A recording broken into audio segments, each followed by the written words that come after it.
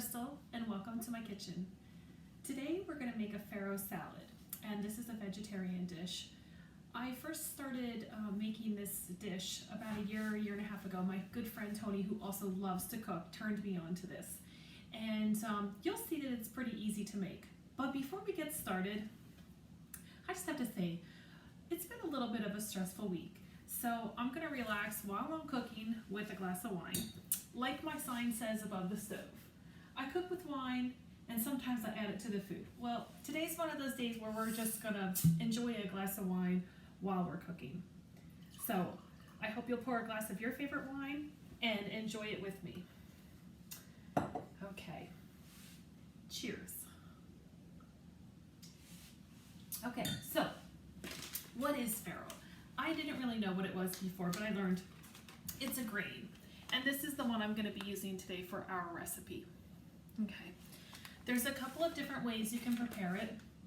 One is if you think about it far enough in advance, you can soak it in a pot of water overnight to let it absorb the water. Because right now, while it's dried, you can't really eat it this way. It has to be soaked, kind of like you would soak dry beans before cooking them. Or you can follow the recipe on the back, which is what I'm going to do today because I didn't think about it last night. I'm going to cook it on the stovetop. So it says to use 2 cups of water to 1 cup of farro. I'm not exactly going to follow that. I'm just going to use the whole packet of farro, and I'm going to make sure to cover it by a couple of inches with water. I'm going to let that simmer on the stovetop for about 20 minutes or so. And while that's simmering, I'll prepare the other items that are going to go into the salad. I don't have a written recipe for this, so I'm going to just share with you what I'm putting in the farro salad for today. So we have our farro. I have some grape tomatoes. You could also use cherry tomatoes or any regular tomato. I have some pitted kalamata olives. I have a crumbled feta cheese, and it has Mediterranean herb flavor. Doesn't that sound nice? Just a little bit of something.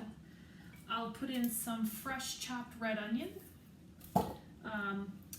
cucumber. I'm not going to use the whole red onion. I should say I'll probably use about 1/4 to 1/2, and I'll probably use the whole cucumber.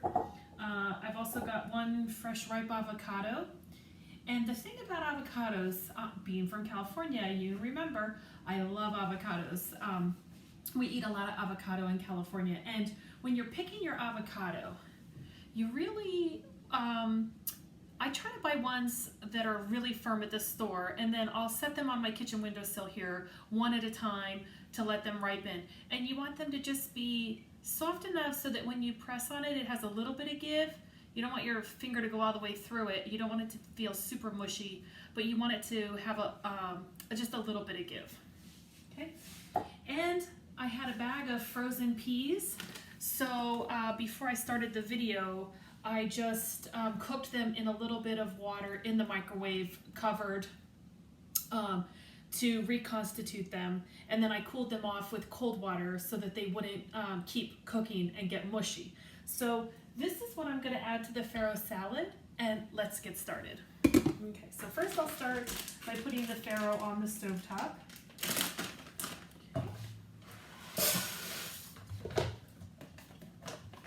And I'm going to start with, that bag was probably about 2 cups. It's a little sunny here in my kitchen.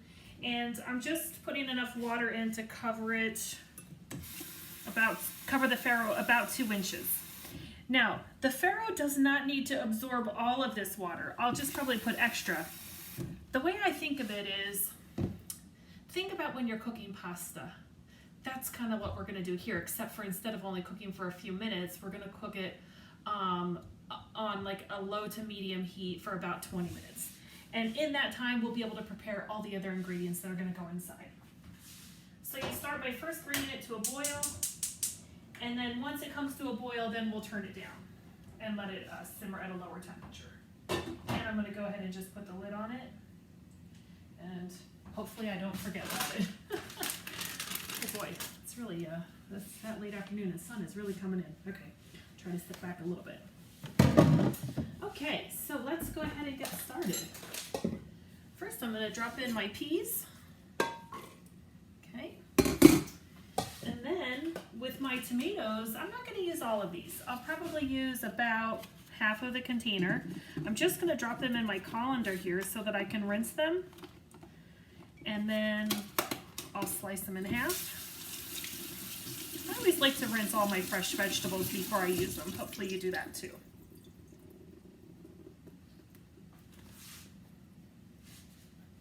Okay.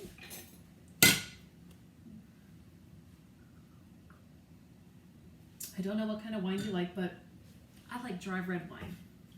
And being from California, there's this one winery called Graziano's, and my whole family loves that winery. And they do a wine club, and they actually ship to New Jersey, which is great. So I'm in the red wine club. This one here is an Italian grape from Graziano Winery, and it's called Montepulciano. It's a nice dry red wine. Okay.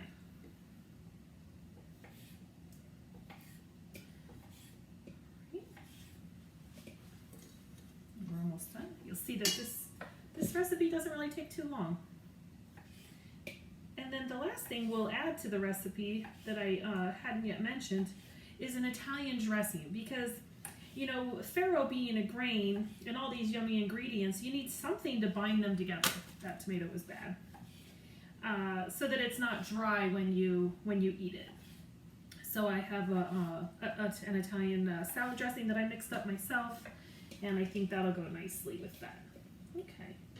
All right, now I'll chop up some of the pitted kalamata olives. And similar to the tomatoes, I'm not going to use the whole container. Maybe I'll use about half.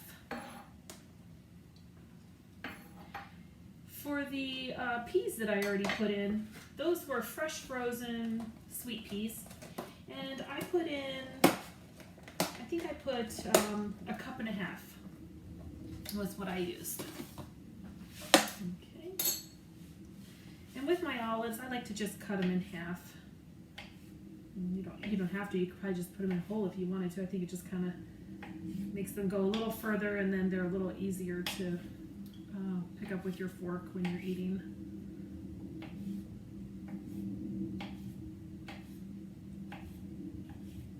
Okay.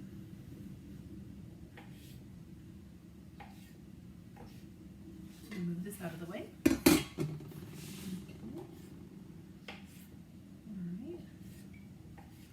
So I wonder what you guys are cooking for dinner tonight. I have a bunch of meals all planned out for this coronavirus crisis. We did a really big, oops, there went 2 olives on the floor. Sometimes that happens. Just wash my hands again. With this coronavirus crisis, I don't want to be going to the grocery store a lot. So I tried to plan lots of different meals, and we did like a really big grocery shopping, and so now we don't have to go for a little while. Okay, so I just chopped all those olives in half, add them to my salad bowl. Okay.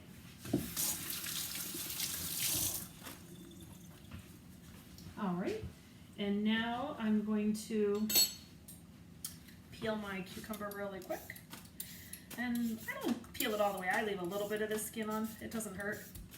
But I think there's more vitamins in that. Okay.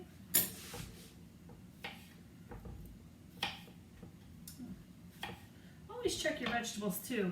This one had some kind of discoloration on the very tip of it, so I cut that part out. I feel like I need my bigger knife here. Yeah, there we go. All right. So I cut it in half, and now I'm quartering it, and then I just slice it up.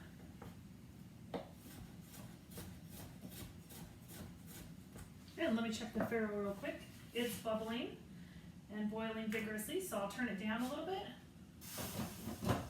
and let it, I have it on like a low to medium heat here. Set my timer. I'll set it for about 18 minutes because it's been boiling for a minute or two. Okay. keep going.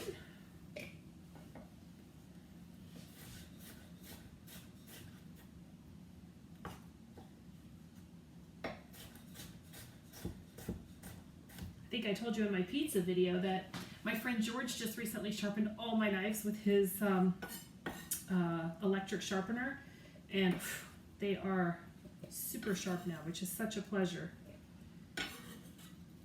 It's no fun to cook if you don't have the right tools. Okay, so we have that done. See how easy that is?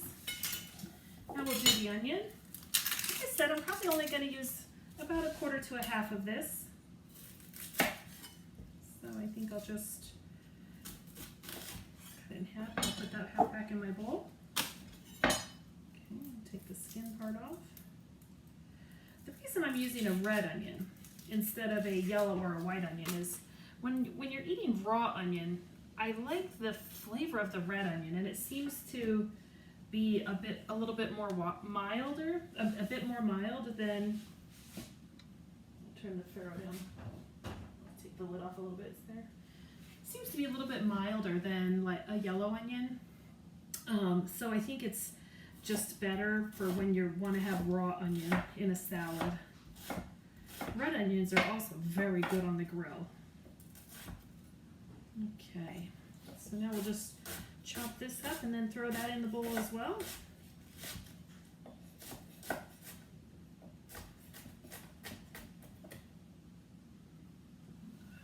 The skin was a little funky. Okay.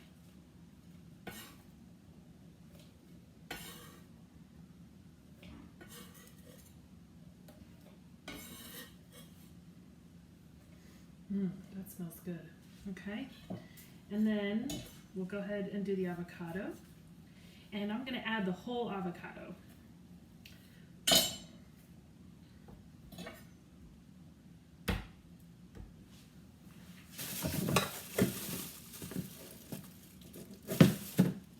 Alright, then here's my trick with the avocado.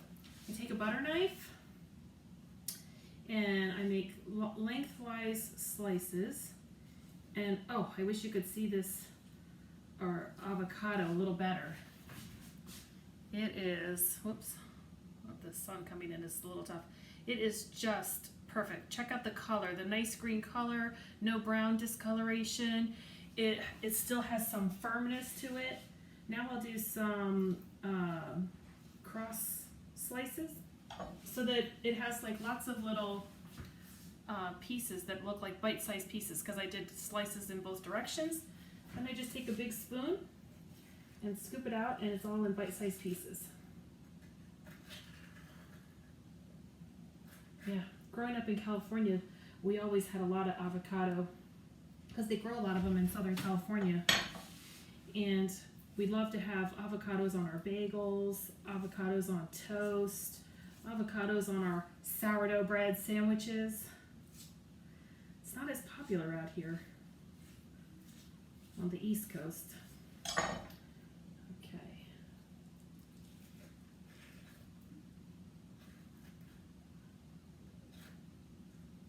All right. Oh, this is coming together. Okay. All right.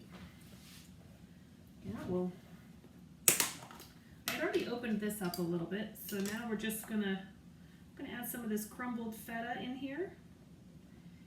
And I'll probably use about half of this. You don't want to overwhelm your dish with the feta, but you want to have a little bit of cheese in there. You need a little bit of a treat with your salad. Helps bind everything together as well, especially once you put the salad dressing in.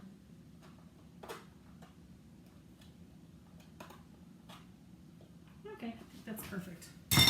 So this is a 6-ounce container of feta cheese, and I used about half of it. Okay, we need to stir this. Okay, I'm just gonna give it a few stirs. All the fresh ingredients smell really yummy. You can smell the avocado, you can smell the cheese, I can smell the onion and all of that blending together. Delicious. The nice thing about this is, not that this is important, but for those of you who are foodies, I think you'll appreciate, look how colorful that is. It's so pretty. Okay. All right. And now I'm going to go ahead and add my Italian seasoning, just to let all of that start to marinate even before we put the farro in. Oh, my lid is dripping a little bit. Okay. So I made this dressing up myself. It's really easy. It's just olive oil, a little bit of water, some balsamic vinegar. It's one of those containers that has the little lines on it that tells you where to put the how much water, how much vinegar, how much olive oil. And then I put a little seasoning packet in it for Italian seasoning flavor. You could use any Italian salad dressing, or you could just use olive oil and vinegar. That works too. Sometimes I'll just do olive oil, vinegar, and a couple of teaspoons of herbes de Provence. That's a nice one too. Or you can make up your own herb mixture, whatever you like. Cheers. Okay, let me check the farro, because that's the only thing we're missing now. Okay, let's see here.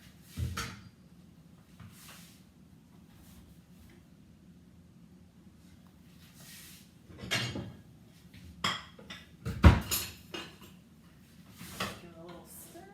Okay, it's starting to absorb the water and the grains are starting to expand, but it still needs about 10 more minutes. So we'll give it a few minutes to continue cooking, and then we'll add it to our salad. Okay, I think it's time to check the farro on the stove. My timer went off. And it's ready. So we'll turn this off.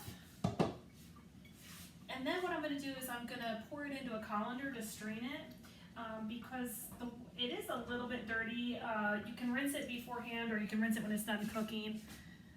But we also need to cool it off too. I don't want to put it into the salad really hot like this, because this salad is more of a cold salad.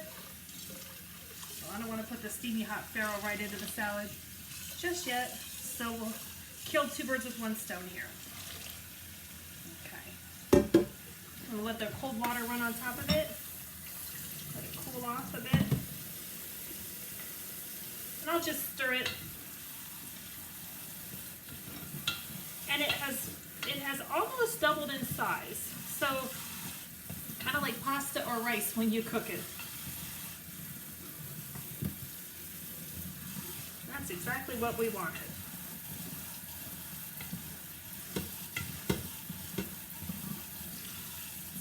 Oh yeah. All right, now we'll just let it drain for a minute or two.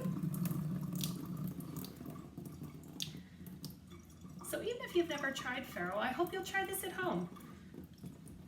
I wasn't sure I would like it, but I'll tell you, when my friend Tony introduced it to me, it was really good.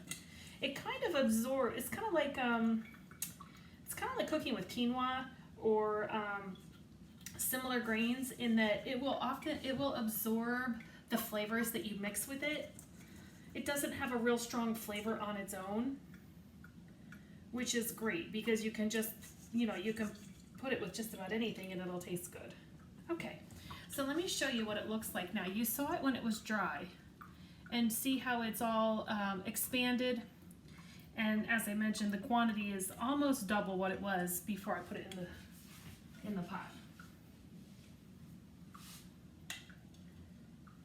So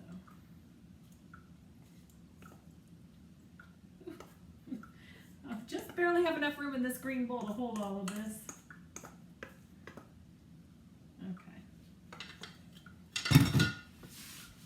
Step out of the sun there so you can see me. And now I'm just going to gently stir this all up. My other ingredients have been marinating in the dressing. And then the last thing I'll put on it is a little bit of fresh ground black pepper. I'm not going to add salt for two reasons. First, I try not to use much salt in my cooking. I mean, I use a little bit as needed, but in this recipe in particular, we put kalamata olives and we put feta cheese. Both of those have salt in them. So I don't think we need to add any extra salt. And my husband prefers things that have no salt. Well, of course, any cook knows you can't cook without salt, period. But I'll just put the salt on the side. And then when I'm eating it, if I want a little extra, I can add it, and that'll be fine. I probably won't, though, because of the items that already have salt in there. Okay. And I keep a small little black pepper grinder here in my kitchen. I love fresh ground black pepper. I'm going to put a little bit and I'll stir it up some more. Then I'll add a little more, and I'm probably going to add a little bit of extra dressing because, you know, now that we added the farro, I think we might need a little more dressing. Should go just a little.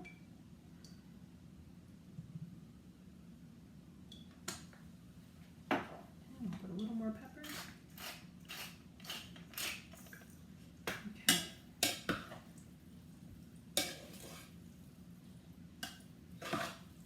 Will last us for a few days. Now which is perfect because I don't want to have a ton of food left over or cooking a lot of food between now and Sunday because Sunday's Easter and I have a nice big ham in the fridge to cook for Easter. So I kind of want to have something a little light for the next couple of days since we're going to have a bit of a heavier meal on Sunday. Okay, now let me put a little bit of this on a plate to show you how beautiful it is. Yeah, this will work. Okay. All right. You get a little bit of all the little goodies if I can, so you can get a good look at it. Okay.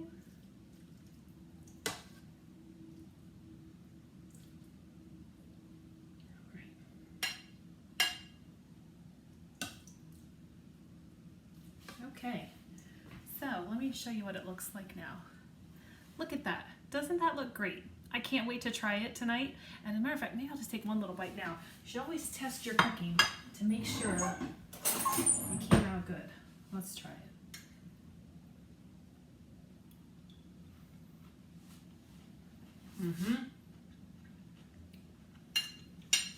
Perfect. So, a nice end to a long, busy couple of days. A little bit stressful in my day job, but I'm grateful to have my day job. And thank you for watching my video. I hope you'll try my farro salad. Cheers.